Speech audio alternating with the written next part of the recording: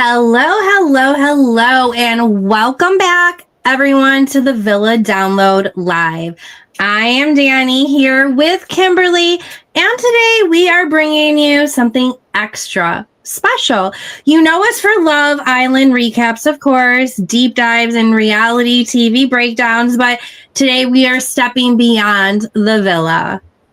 We're talking The Snake, the breakout Peacock series that has everyone buzzing in the reality TV world. And not only just that, we have one of the show's most unforgettable players joining us live.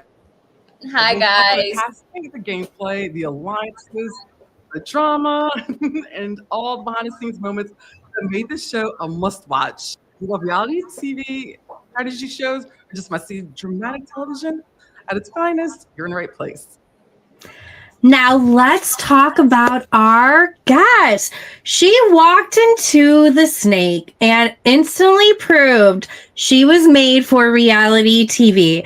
The producers may have called her low energy, so mistaken, in episode 1, but the truth, she had the whole audience electrified, especially me. From the box to the medallion to flipping alliances with a smile, she gave us iconic television, thank goodness, because there's barely anything going on TV, so bless you.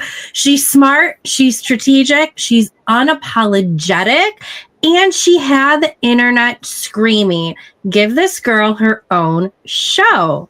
Please welcome the one and only Kethryn. Hi. Thanks for having me, guys. Thank you so much for joining us today.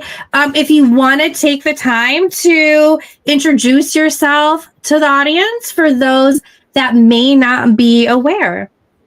Okay, my name's Kethryn. I am the villain on The Snake, which is Fox's newest reality TV competition show. It's streaming on Hulu, so you can go binge all the episodes now.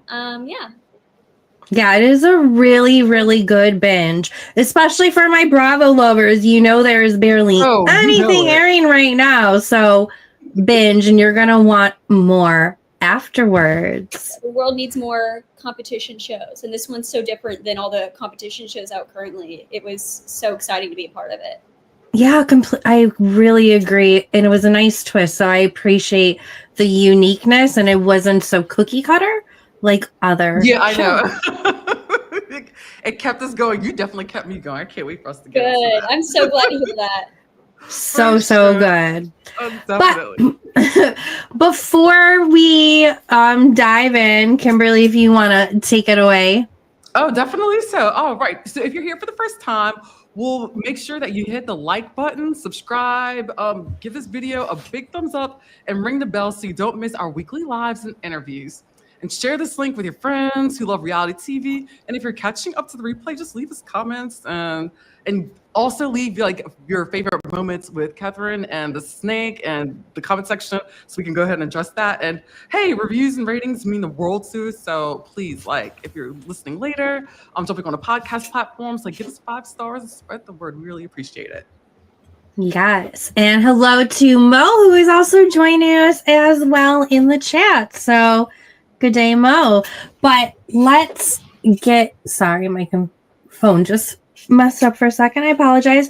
But let's get into the questions. We have so much to go over with Kethryn today. So you've got this really interesting mix of tech and pop culture in your life, which I appreciate, because so do I, which is the reason why I need these avenues to let out my creative side as well, because tech is not always creative. But how do you, Kethryn, those two worlds balance for you? They don't. I quit tech and now I do nothing. And so I say they don't. When I was working in tech, I was miserable. And when I was working in finance, I was even more miserable. So now I'm pursuing more creative passions and own business ventures. So for me, doing anything creative, I've always been a really creative person. I love to paint. I love to draw. I don't know, any kind of craft. There's never been a hobby that I picked up that I don't like. Like I kind of like consider myself a collector of hobbies. Like that's my hobby is trying. Oh, cool. Yeah. Wow, and DIYer as well, making awesome furniture for your apartment. Congratulations on taking that leap. That must be some sort of weight off your shoulders a little bit too, I hope. So congratulations on that, Kethryn. Thank you very much. Yeah. And actually, I'm sorry.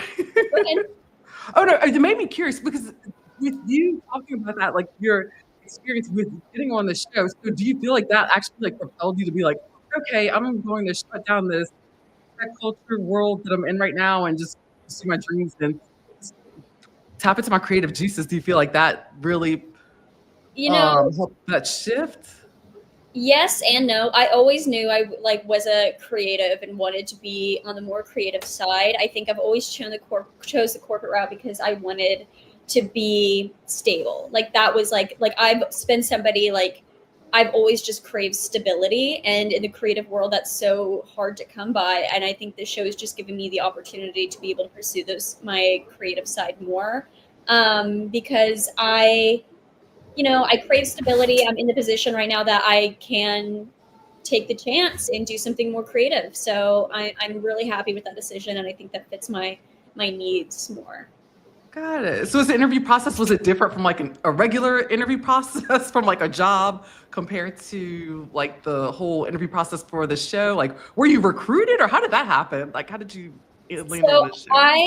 I found the show because, back when Joey was The Bachelor, I followed a bunch of like producers for The Bachelor, and I messaged them for a referral, because like the best way to get on, if anyone wants to be on reality TV, the best way is to find a producer and get a referral.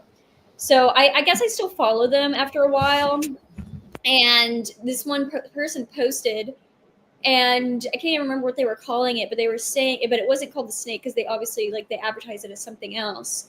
And when they had us on there, they put or when they had that flyer on their Instagram story, it said something along the lines of like the most manipulative people or most persuasive people in America. So I was like, I can do this. And I messaged, and I think one conversation with me, like I think they they're back for weeks, but then the second interview I showed them my list, like my strategy list.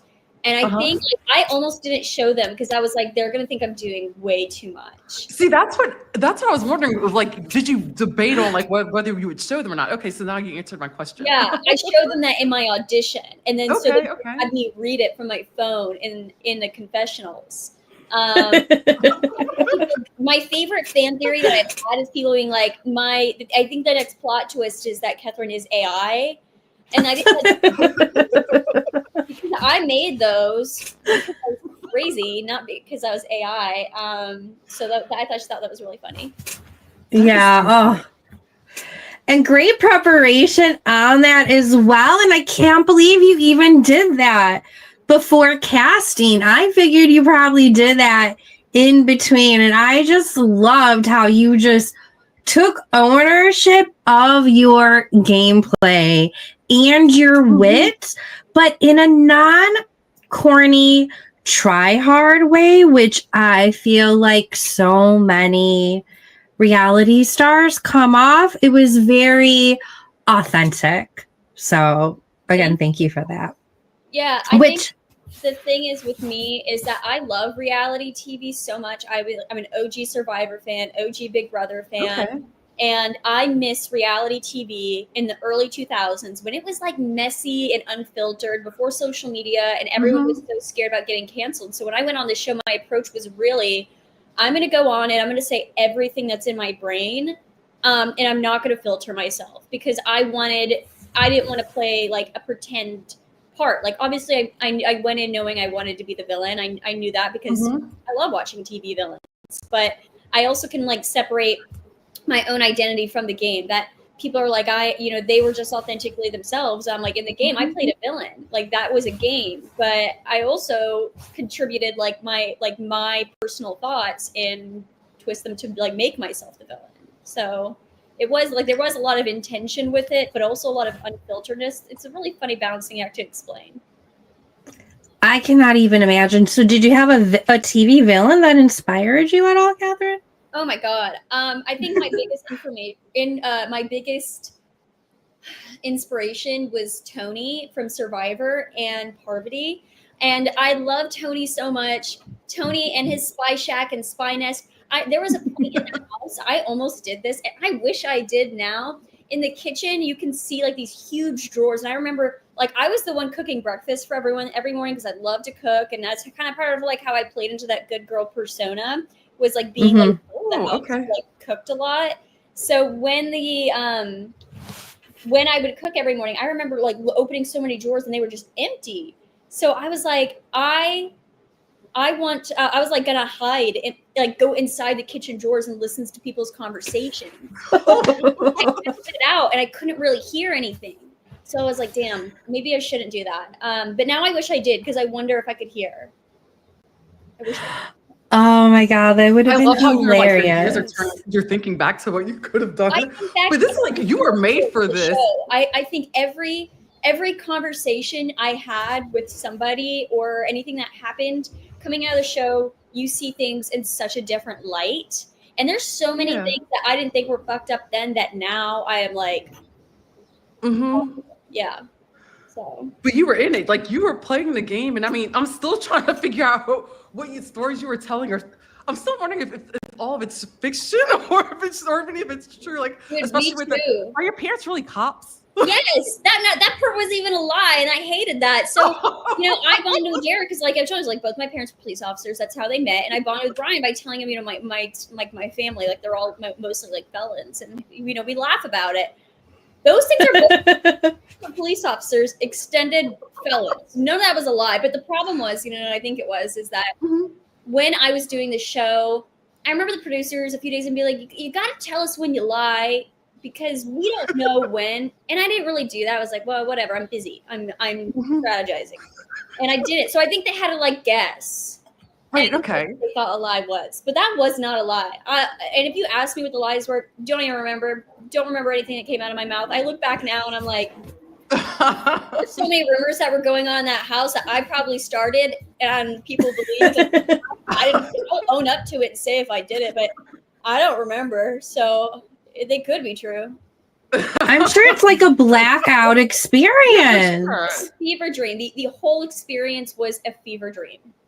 I can only imagine. But what's so fascinating is I love the fact that it's like you said, and now it makes sense to me because you are an OG fan of like these reality shows, like Survivor and everything from like the early 2000s. That's where reality TV was real reality TV, where the characters came to life. And so now it makes sense to me. I'm like, you brought it. And it's like you brought it and I felt like you didn't go in there like self-produced and like all these things. It was so fascinating. I will never ever do that. And I don't care how many people hate me for like the character I played. Wait, someone's pressing my intercom. Tap to unlock. Okay. I will never, no matter what shows I do in the future, I will never put on a persona or be somebody who is like overly produced, because I value just like authenticity so much, and I hate seeing people play a part. Like I love the messiness that comes with reality. Yeah. That's what we watch it for. So people got to stop pretending to be super sweet and innocent when I know for a fact they're not. I love that, which is true. Agreed. And that's what so many shows, I think, especially nowadays, are lacking. And maybe because social media is so large and rapid and all that good stuff, that people want to put on a show in hopes for larger things. But like I said earlier, it just comes off so inauthentic. Yeah. And it doesn't make the show be as great and as dynamic as it could be. Yeah. Like OG Vanderpump Rules, like they could never create that now because people care too much. And I know. I hate that. So I'm never gonna be that person. And I think I'm also like I'm pretty good with like the hate that I get. Like, there's a Reddit page for the snake and we all go look at it. I delete it all the time because mental health, everything. And you see people just drag you and say horrible things about me on Reddit So I have to get myself to delete it a lot. So, but you know what? I think I've handled the hate pretty well because I know those people don't know me, you know? Yeah. And they also are seeing like 45 minutes of 500 hours of film. So they're getting snippets of things out of context. So they have no idea like who any of us really are. And they can't, and if you're hating for me for playing the game, like you're a little soft because like it's a game. Like you would have never survived like 2000 Survivor and Big Brother. Not at all. For sure. And then Kimberly, I know you and I were talking earlier and you were wondering about her and mental health leading up into it. About mine? Yeah. Yeah, just overall, like, how do you prepare as you walk into a show like The Snake? Did you do anything to try to mentally prepare? I mean, obviously, you're from New York. You have parents that are cops. You are built a certain way. So there's always that, like, natural toughness. But did you have to do anything? You know, I think for me, I didn't really. It's like you know what you're walking into, but you don't. And I was so scared of not getting cast because I have anxiety. Like I have horrible anxiety socially and just in general. Like I've had it since I was about 11, and same thing with depression. And I was scared to tell the producers and like the health team that like I had depression, and anxiety for the show because I didn't want them to not cast me. They would have, but like I didn't know. So I didn't tell them, so I didn't bring my medication. So I went off my anxiety medicine and depression medicine, which nobody should not do. Nobody should do that when doing a show, because I was having brain zaps in the middle of Argentina, just sitting there like, oh my God, like it was such a pull for me. And that was on me. Like they would have definitely allowed me to take my medication. But I had a lot of anxiety post-show, because I was worried that everybody was going to hate me afterwards. And when you go into the show, I knew I was going to play the villain. I was like, you know what? I'm meeting these people and I don't know them. Like, we're not going to be like the best friends. Like I'm only going to be with them for a few weeks. And you don't realize how close you're going to get with the people in this house. And I remember I would just sit in the shower and I would just cry because I was so scared that once people knew that I wasn't this sweet, innocent girl when the show came out, that they were going to hate me. And the reaction couldn't have been more opposite. Like they love it and they were shocked, but like it was something I was having a lot of anxiety about before the show came out. But you know, it's all good. Like everybody, I'm still friends with everybody, and yeah. So no regrets here. I mean, lots of regrets, but that's not one of them. That's awesome. Yeah, because we were wondering. I was like, how does she go into the lines then? Like for a show like this, like how do you prepare mentally? Like I was ready to like how do you face it? So yeah, that's like really what it was.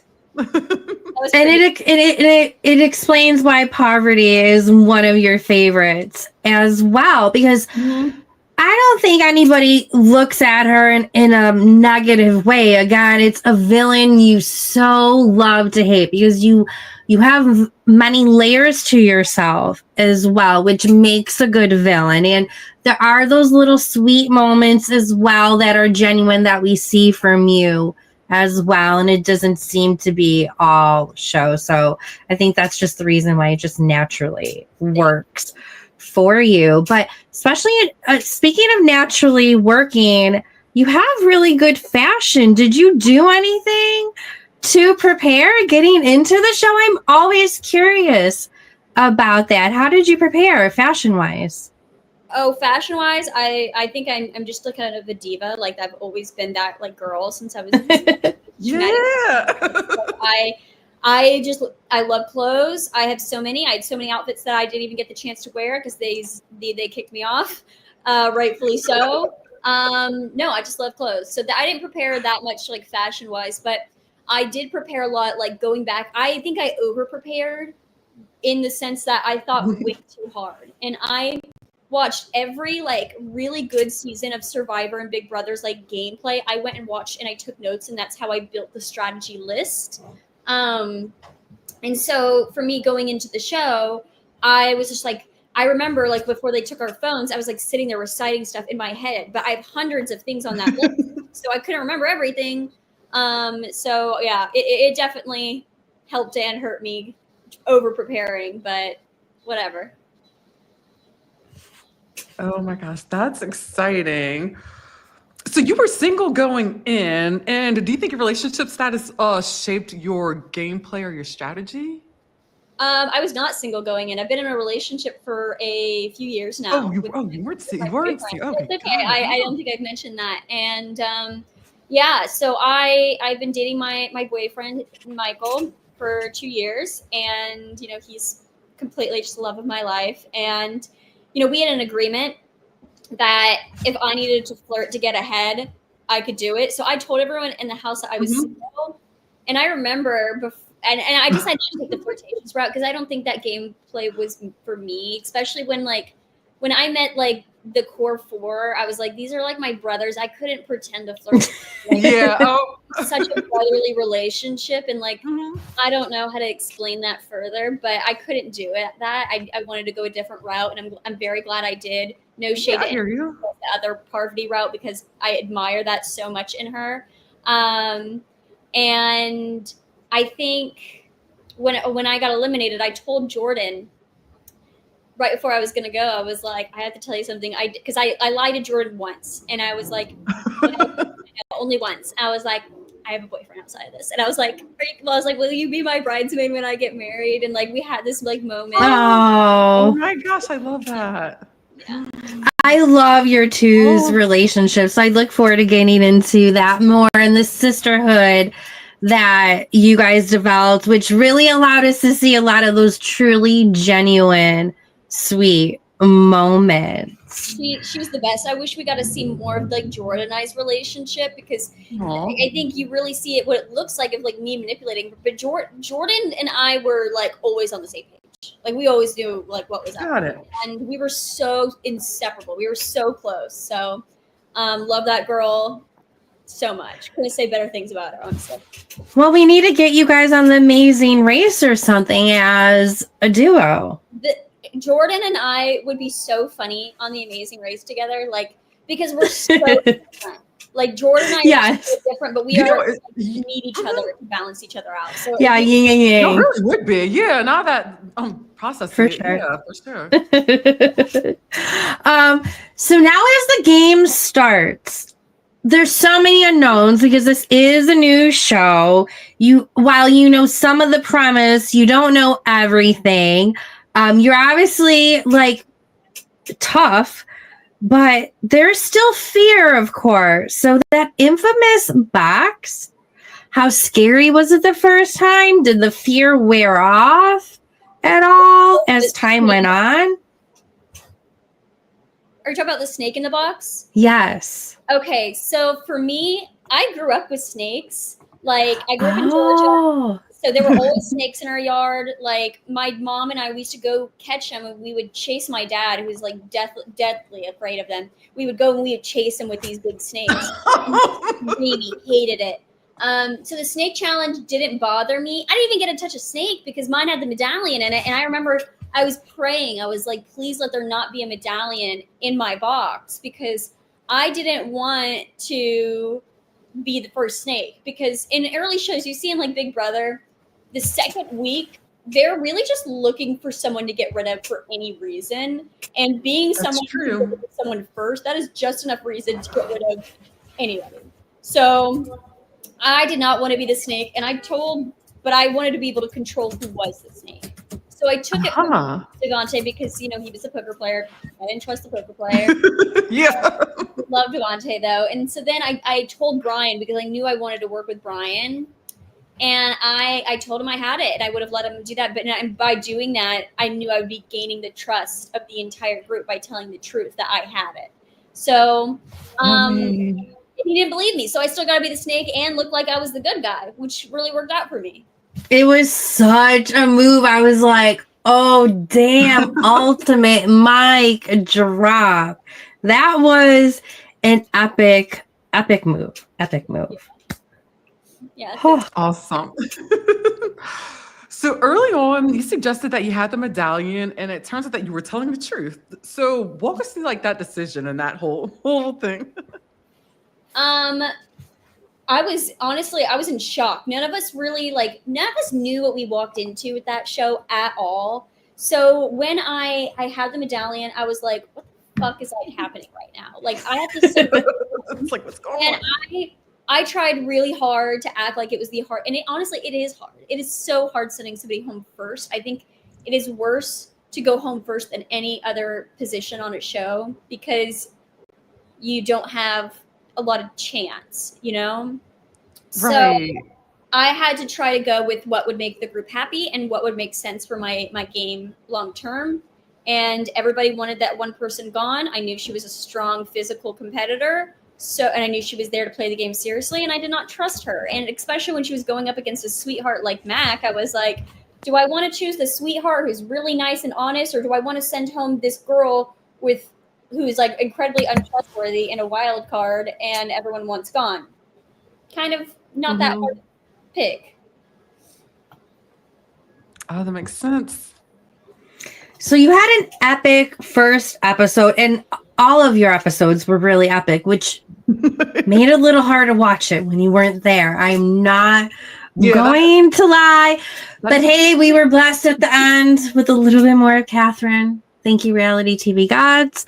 But when you became the snake, Kethryn, did you immediately feel a shift in the game, or did that shift take time to settle in, especially because you guys had no idea what it is you were getting into? Can you explain a little bit about that?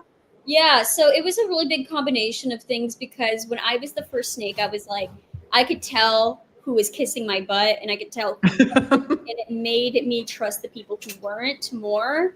So I really was trying to sniff out who I could and could not trust. And I knew immediately I wanted to work with Jordan and Brian as my inner people, and Frankie and Alyssa. And the boys, I knew I wanted to work with them as as my fake pact, because I wanted to work with people. I wanted to work with the strongest alliance. And those three boys were a powerhouse. So I was like, I'm getting in with the powerhouse. So yeah. Sweet. Okay, so this moment, reality TV gold, I think, in my opinion, you gave Kaylee your word, and then you flipped, and then, yes, craziness ensues. So, what did you did you think it would play out so dramatically on screen as it happened? And I wish they showed more of why I chose to send her home. She and I had this long conversation by the pool, and to this day, I can't even tell you what it was about. But she was going off about so many things and telling me to send home someone in her pact. And I'm like, if this girl could switch up so quickly on her pact, what would she do to me? Yeah, good point. So that conversation was after me giving her my word. And you know what? You really can't trust anyone's word in a game like that. Stuff like that doesn't count. So I don't feel bad about it. I don't regret it. I know I made the right decision for my game. Yeah, for sure. Ooh. Now, one of the most epic things about the show is yourself, Kethryn. And I'm not blowing smoke up your ass because we're interviewing you today. Truly, as a diehard reality TV star, you were epic. But the second most epic thing about this show is that there was a pastor on the show. What? A pastor on a reality TV show. So how was it competing against a pastor in this environment? I feel like I know the answer to this because of how I saw your gameplay. Did it bring guilt? Did it make it harder? How did you feel about his ultimate? I don't want to give away the show for those that want to binge, but how did you feel about how he played out the end of his gameplay? Your showdown was crazy. To be honest, the first thing that I noticed when I got out of the box or the crate was there being a pastor. I was like, what is a pastor doing in a game of deception? So I really thought that he was a twist in the game was going to be he was a fake pastor. And I'm not the only one who thought this. There were so many of us who were like, it's going to be a twist in the game. So I thought he was a fake pastor for a long time. He's also the one who called me out for my BS, and then I made him to look out to be a liar when he wasn't. So sorry, Pastor Jacob, but Yeah. Girl, if he's a pastor, he'll forgive you of your sins. I know. You're And good, he girl. has. We talked to show. He and I are good. I don't have anything bad to say about him. So Aw, yeah. Okay, that's good. I love Oh, it. but that was epic. Epic. Oh. And when we first heard the quote that you said about Oh the God. Jesus or the Lord wanting him to burn, I was like, when I saw that, I'm like, oh my God, was he there for her to say that or not? So that made me feel a little bit better, but that will go down in the history books of reality TV villain quotes. So God. hats off to you, Kethryn. Hats off. I saw that in the preview, and I don't even. I still like. I didn't remember saying it, and I remember seeing it. I was like, oh, like that's bad. My parents are not gonna like that. My dad thought it was funny though, so it's fine. My mom's very religious. She did not think it was funny.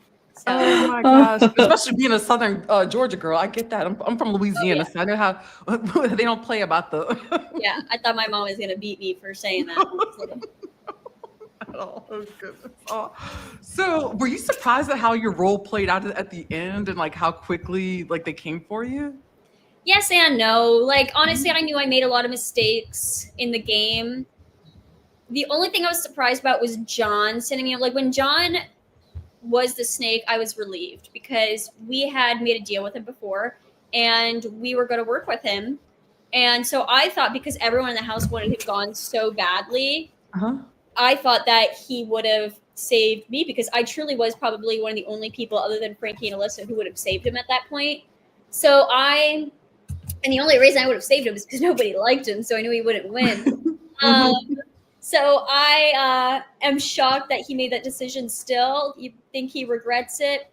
Probably. Yeah, it was a dumb move on his part. I told him in the show, I was like, this move is going to cost you your game. And look, it did. I was right.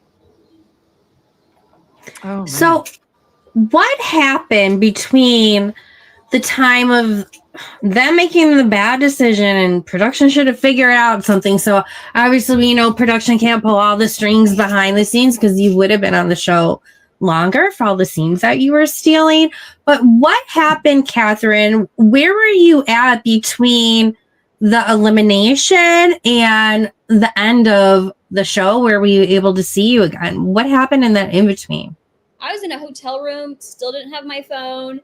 I knew I was going to be part of the finale. I didn't know what the finale was going to be. I didn't know who was in it until like going there. Like you don't know anything until you're going there, and you don't have your phone. So I was in a hotel room. I'd caught COVID, and so I was literally hooked up to IVs until the finale. And I was wow. Oh, that sucks. in there, and I'm just like I didn't have COVID anymore. I was safe to be there, but like I was just dead. So yeah, I died for a few weeks, and then I came back from the dead in the game. And you looked good. Thank you. Yeah. Oh my gosh. That did that. That's wild.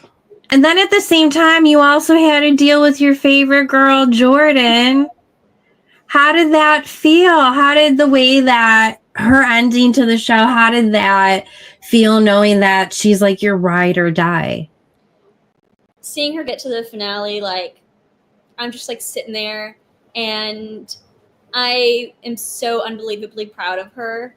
I think she's one of the best humans, like the pure soul. She's just a human like sunflower. So seeing her make it, incredible. Seeing her get eliminated, watching her cry, like I was sobbing just watching that. Like my friends were watching with me, and they didn't even met her, and they love her so much through me that like we're just watching, just like it broke my heart watching. And I knew what happened because I was at the finale, but that was it was harder to see that happen to her than to watch myself go home, in all honesty.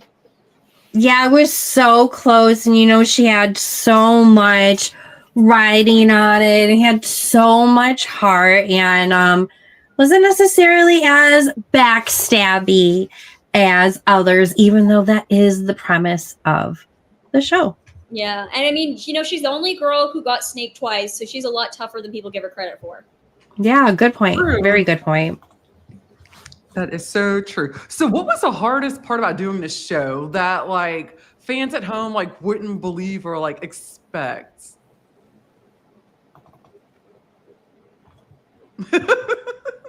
I'm just thinking about if I should be messy or not.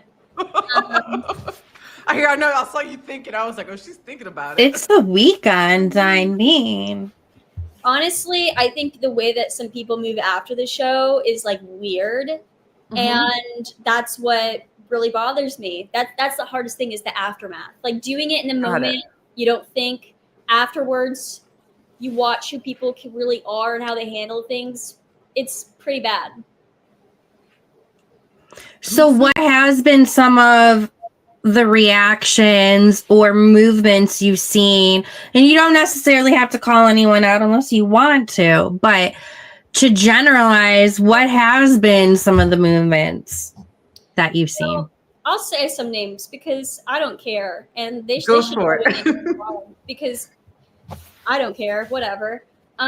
Christine, I think, is like the biggest liar ever. Like to the point where she like believes her own lies. You know those kind of people who like lie so much that they believe it themselves. Like she has completely rewritten history of like what happened in that house and why people dislike her. And I was the only people who liked her and was friends with her in the house. And I didn't see why no one liked her. But you know what? If everybody in the house has an issue with somebody, it's for a reason.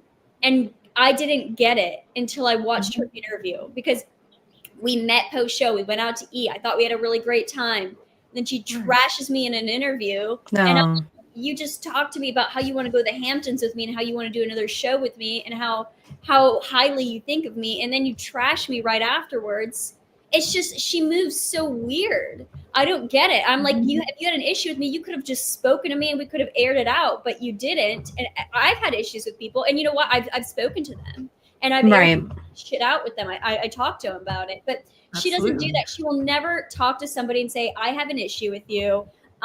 She will just talk about them in interviews, and that's weird to me. Like, if you have a problem with me, come talk to me. But if you're gonna trash me in an interview and expect me to be silent about what really happened, then you are like, you are so fake. And on top of that, I do also want to say that I love these two. There's two people I absolutely love to death, but I don't like the way that they've treated Jordan in a lot of ways. They've kind of left her hung to dry. And you see certain posts that are like, oh, I hope if it's not me that wins, I hope it's one of you two, and Jordan not being included. And I'm like, the only reason that they made it so far was because of her. Right. Yeah. You can kind of get who I'm talking about, but like seeing that, like seeing how differently they treat her when she's done nothing wrong to them ever, and she's always had their back, and seeing them kind of leave her out to dry is really upsetting, honestly.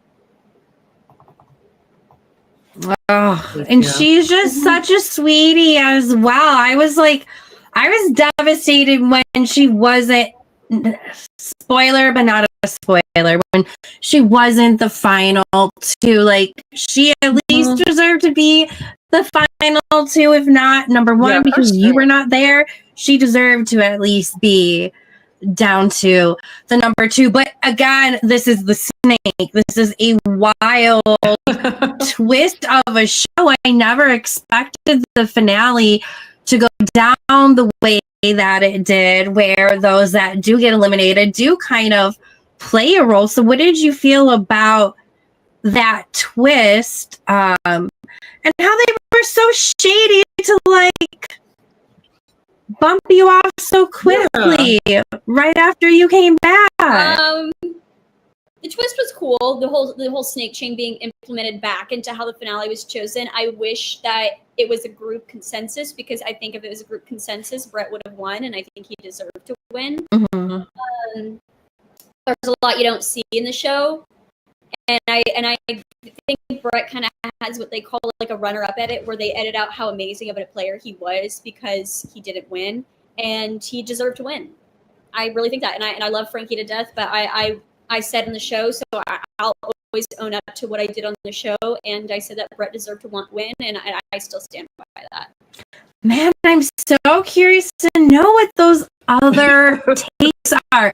That's the one thing I hate about reality TV. There's so much more footage on the production floor that we would love to watch. Hence the reason why some of us really love Big Brother right now, because at least you can watch the live feeds a lot of the time, even though there are like some things left off. But what I would give for some of that footage. Me too. I mean, I was there, and I'm like, I wish I could watch it back and make different decisions, or just watch. I just want to see everything again. I would do anything to play the game again. I'm just so addicted to the game. But yeah, there's a lot of things that I didn't necessarily agree with in the finale. And also, Derek going out on a dice roll was stupid because he's one of the best players. And someone just commented, Kethryn, you should have dated Jack to make it to the end. I have a boyfriend, and Jack and Mac are happily dating, and he's like my So funny. They did hard launch. Did they hard launch? Oh, it was so nice to see them hard launch finally, because like everyone's been keeping it a secret, and I know the person that was hardest to keep a secret, it was for Mac and Jack, but yeah, you know, and we're all so happy for them. I mean, I want them. Yay! With so many reality TV breakups over the last week or two, we need some good couples coming together. So, wishing them all the best for sure. They're so in love. Like, I don't know if they're in love. I shouldn't say that. I don't know if they've said that to each other, but like they're just such a happy like couple that like they just have this authentic passion for each other, and people can say whatever they want. I was there. I know that they are really just so happy. That's fantastic. I love when that comes out of reality TV shows. That is just such a great kismet, silver lining, especially if it works out. Yeah, definitely. In the end. Because if you don't win the prize money, you win in love, right? Absolutely. Yes. Yeah.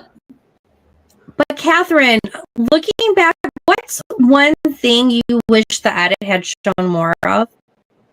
I wish I gave more context to why you made certain decisions, because like when we sent Christine home, and it was after I said that, you know, I was going to have her back and I promised to save her. I found out after that she was gunning for me, and she was saying all these horrendous things about me. And so it's like, I changed my mind, everything that she had said, but we had found out everything she had said from different people who I know didn't speak to each other, and they had the same like verbiage, you know? So it was like, I heard the same thing from people who did not like each other. So I know it wasn't something that was made up. And she truly said these horrendous things about me, so I did choose to send her home. And what else? And then I was like, oh, Jack, like, you know, I'll save you. I promise, like, I'll pick you. The boys like knew I was gonna pick Alyssa. Like, we had all spoken about the plan. We knew what the plan was, and they kind of made me look like a weak game player in that moment. And I hated that because we all knew what the plan was except for Christine. John knew he was going to be in the bottom, and John knew we were saving. So, yeah, I hated that part of the edit. That was probably my least favorite. I also kind of wish that they showed more of our personal relationships with each other and how close that we were in the house. We were such a close-knit group, and we still are. Like, we text in our group chat. Well, the people who are still friends, we all text in our group chat like every single day. I love that. Yeah. That's good that afterwards you have that close-knit bond. Was it hard dealing with life afterwards? Like, I know sometimes I hear, like, in the Big Brother house, you come back and you're all paranoid, and your interpersonal relationships, like, you need to be rewired because of what you went through on the show. Was there anything weird like that you had to get used to, so to say? You know, it's kind of crazy because I didn't think I was going to be one of those people who was psychologically affected by the game, but every single person was. And after the game, I had a really hard time trusting people again, because I felt like anytime someone was talking to me, they were lying to me. There was ulterior motive in what they were saying. Like, I remember my boyfriend I had texted him. I was like, what do you, it was something stupid, like, what do you want for dinner, or what movie do you want to watch tonight? And it was like, whatever you want. And I thought, so I was like, I had a meltdown. And all I said was whatever you want, because he meant whatever you want. And I was thinking in my head, he's so upset, and he's like being passive, and he's gonna break up with me. And he gets home and he's like, what? And it wasn't him, it was me. And like the psychological effects that this game had on me. And I felt that. Like the context. Yeah, it's weird to explain, but you have to, like, I've been in therapy about it, but I've had a really hard time trusting people since getting out of the game. I'm happy you're going to therapy. Oh, yeah. Yeah, definitely. And I love that you're speaking, that you're vocal about it too. Yeah. Because I feel like this gives, because you're just talking about it now. I'm like, wow, that's awesome. Like, she's open I'm about that. About my mental health struggles. I mean, I've had anxiety and depression since I was 11. You know, it's been chronic for me my whole life. So people should know before they go into a game show the psychological and emotional effects it's going to have on you afterwards, because it is a lot. And that being said, I love the experience and I would absolutely do it again, but I have had a really hard time just trusting people and their motives since the show. Yeah, I understand. Speaking of motives and villains, last night in Cover before I was going to bed, Kethryn, you were interviewed by, in my opinion, one of the greatest Bravo villains and table flippers, Teresa Judas from New Jersey. How was that as an experience? So, you know what's so funny is I love the Housewives, but I've only seen Salt Lake City and Roni's great. Roni's so good. She was the villain on the show, and I told her I love the Housewives franchise, and like I hope she doesn't think that I like I don't know, like I was like I don't know anything about her from the show. She was super nice in real life. I had nothing bad to say about her. She was great. Like I had a great interview with her. It was a great experience. She was really nice. She gives good advice, and yeah, so that was a great interview. Definitely go check that one out because that was so funny. I'm just so unhinged with interviews, like all of them, I think. I will definitely be watching it later. I watched like 3 minutes. I'm like, no, I need to stop. Like, I need to stop because watch and enjoy that one. Yes, because I wanted to enjoy today and hear everything from you first. So, what an experience! In just a moment, we're going to be getting into a lightning round of questions with you, but don't forget to like, subscribe, share this live. It helps us keep bringing you more reality TV exclusives. So do all of those things. So let's get into some lightning round questions if you are down for it. And Kimberly, if you want to kick it off, girl. All right, sure thing. At the first one, here we go. Did you ever practice a cry in the mirror beforehand? No, natural skill. Ooh. Wow. If you could jump on any other reality show tomorrow, which one would it be? Oh, that would be so good. Agreed. Who's the castmate you'd want to hang out with outside the game? I think we knew that one. All of them, especially Jordan, though. There we go. And who is the biggest snake besides you? Christine. Like good gameplay or snake in real life? Let's say both. Yeah. Okay. Well, she's not a good game player, so I guess I can't say her. Maybe John. Okay. Yeah, you were good gameplay, not like snake personality wise, you know. Who do you think the most authentic player of the cast was? Jordan. For sure, without a doubt. And what is your go-to reality TV binge right now? Flip or Flop. That's what I'm watching with Teresa. Oh, really? Yeah. That's what my twin sister's watching. Yeah. I'm watching that right I haven't done that for a while. Thank you for the idea. It's just a part of my brain that I just really need. That explains so much much the reason why you're doing your DIYs right now around your house, ready to redo cabinets. So I should watch that. And one more lightning round of question, although it might be a little bit more lengthy, knowing you are a Roni lover and you also live in New York. OG ladies, new ladies. And then I'm going to have a follow-up question afterwards. OG ladies, Bethany Frankel, I always say, Yeah. Jordan and I's relationship is like Jill and Bethany's when they were friends. Like, I love that. That's cute. And I am Bethany, and that just explains everything you need to know. But yeah. Yeah, that is a very good comparison. So what do you think Roni would mean now in order to work? What do you think is the right dynamic as reality TV lover? And knowing you live and breathe New York, it is a part of your DNA. What do you think would be the right formula? Less influencers, more people who are not mentally stable. AK me. Please make me a housewife. Well, then your man needs to be putting a ring on it. It's coming. Yeah. Oh, yay. And no pressure to him. No pressure. Lots of pressure if you're watching this, Michael. See, look, Pressure everyone. Share, comment. Put the pressure on. Michael to propose to me now. That would be amazing. Amazing. Awesome, everyone. This is kind of bringing us to the end.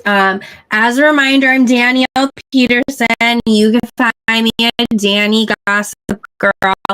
I am the host of Pop Culture Expose, and Kimberly and I also host weekly the Villa Download. And Kimberly, take it away. All right, and that's a wrap for today's live interview with Kethryn from The Snake. And what an interesting and such a fun conversation too. From casting secrets to game-changing strategies and all the drama in between. She truly gave us an inside scoop, and we greatly appreciate you for it. So I actually want to go rewatch. Yeah, for sure. You watched it the first time, and then you process it, but now it's like now that I've got even more insight and saw it, like I really want to go watch it. You should. More. I'm probably gonna go do the same now that I know what I know. Yeah, right. So, Kethryn, can you remind everyone on where to follow you and anything additional you would like to share as we wrap this up today? Sure. So my TikTok and Instagram are Kethryn, KETHRYYN. You guys can follow me there. And yeah, last thing I want to say is remember, everybody on TV is a real person, and you're only seeing snippets of their life, mental health effects from the show. So that's what I have to say.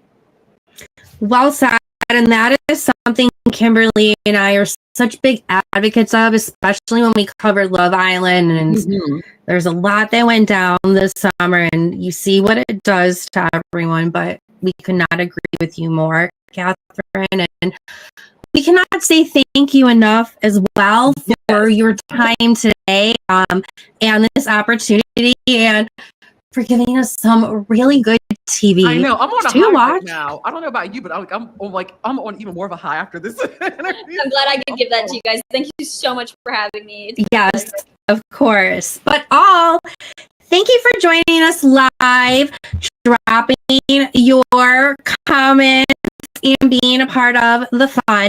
If you love this, again, make sure to subscribe, share with your friends, and check out our other interviews and recaps on both of our channels. Until next time, this is Dani and Kimberly signing off. And remember, in reality TV, expect the unexpected.